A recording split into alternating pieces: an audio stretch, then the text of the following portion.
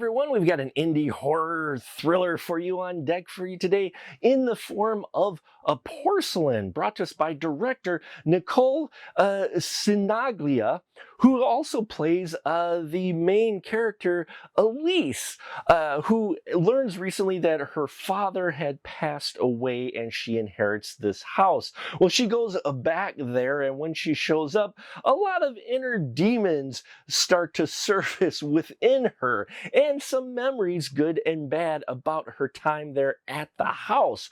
Well, pile on the fact that she's starting to see things around the house. And is this house actually haunted, or is it her own psychosis? We're not quite sure, and neither is Elise. And we see how that line between reality and fantasy starts to really blur for her, and it causes her to descend into this madness that her boyfriend Caleb, or gonna be fiance Caleb, is having a hard time dealing with.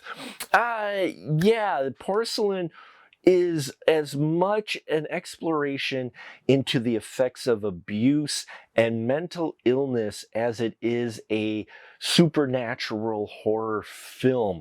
They leave things a little bit of an enigma of whether or not Elise is actually seeing these things, or if these things are ghosts, or if they're actually inside of her head. Nicole plays this fantastically. I was impressed that not only is she directing this film, but starring in a very, had to be an emotionally draining role. She puts her all into it, and I really felt for her.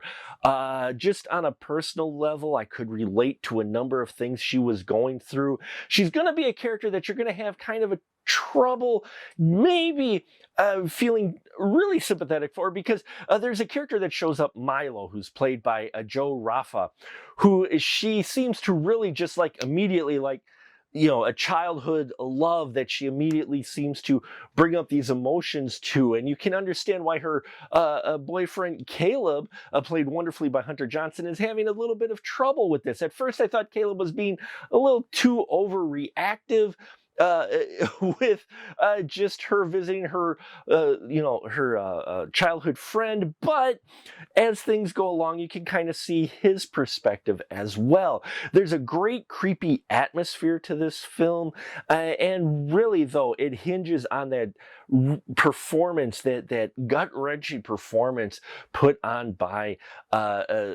Sinaglia, who really just, it hinges on that. It's really dark. It deals with a lot of dark subject matter, especially when we get into the abuse and we learn more about Elise's history.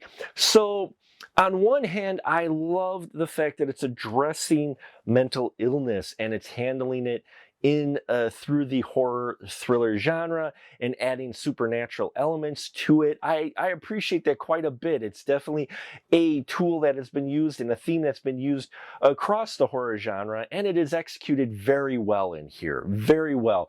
The only thing is, when it is dealing with mental illness, I always struggle a little bit with that being the motivation for the horror.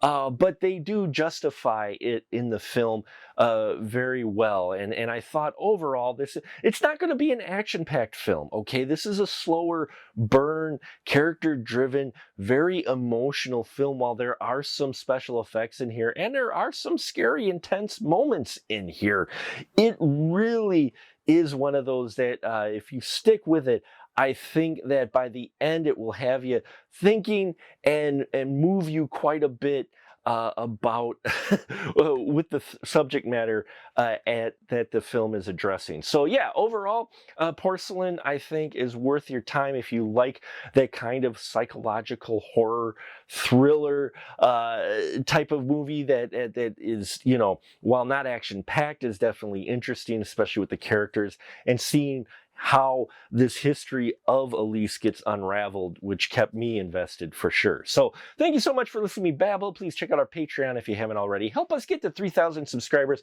before the end of the year. Would love to hit that milestone. Can only do that with your support. Thank you for watching. And until next time, remember, keep that ticket stub.